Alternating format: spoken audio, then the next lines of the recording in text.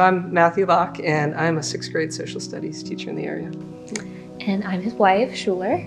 We've been attending South Shore. We probably started about 8 months ago, and then became members about 3 months ago. Well, we had looked at a couple other churches in the area because we were both coming from different backgrounds and knew that we wanted to pick a church that felt right for both of us. A friend of ours had told us that we should come to South Shore, and we were like, okay, we'll give it a try. And we walked in the doors, and I can be an anxious person.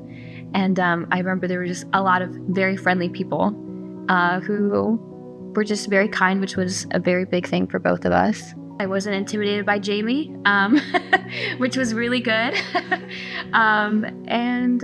We told each other when we were going to be looking that we would leave the service and go talk about it in our car before we would leave the parking lot.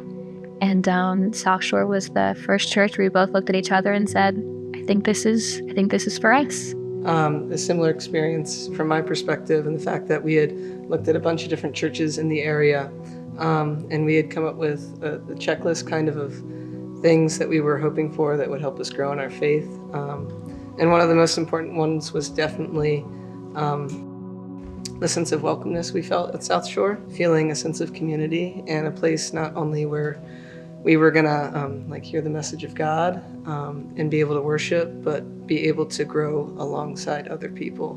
You know, we were babies here at the church in April, and meeting new people I don't think was necessarily my strongest gift, maybe. But I would say through the loving of people like Jamie and Summer and Kent and Abby, we were able to dive into roles here that I personally wouldn't have thought I would ever be doing. Since we've been coming to South Shore, I know one way that our faith has definitely grown is in the teaching world, they call it, you want a good teacher is a warm demander.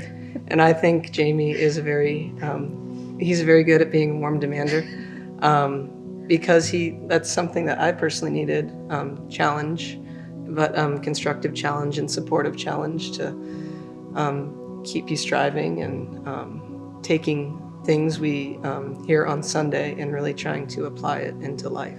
So when we first started coming, I remember, I think it was like our first service. Summer had given one of her announcements, and it was like, if you need to talk to anybody after, please come up. And I'm gonna cry.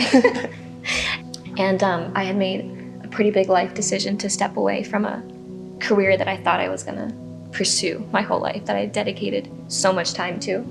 And I, as I am now crying, which I don't do in front of people, came up and started sobbing in front of Summer. And I just remember she gave me this huge hug and also started crying, which I was like, wow, okay, she's making me feel so welcome.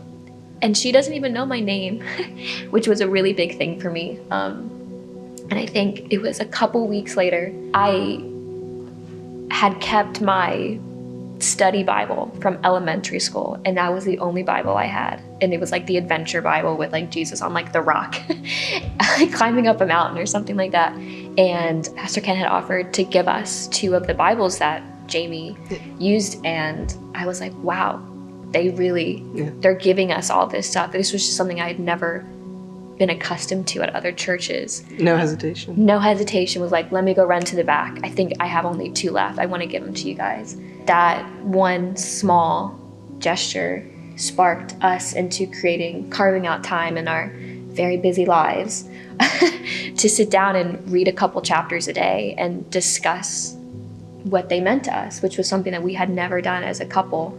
I would say I see life differently in the fact that it's more of a process than I thought it was. I feel like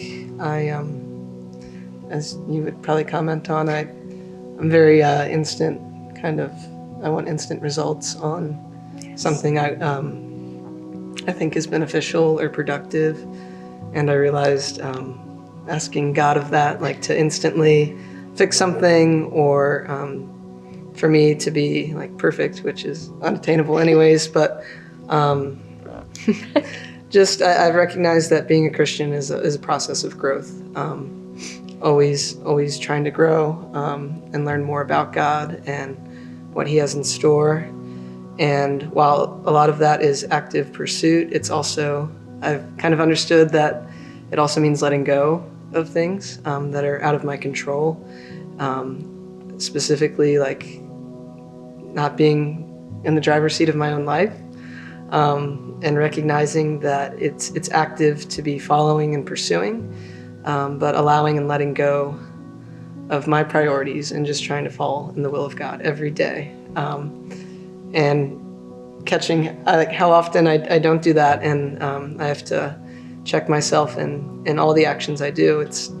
I never thought about how much I don't think about God on a daily basis until I started thinking about Him more. I think I see God in the way He was supposed to be seen, but I still wanted to push back from it because of the experiences I was going through, that I was like, how could He put me through this? How could He do something like this to me? And not realizing that the plan for me to maybe struggle or go through hard times was so that I could be on the other side of it.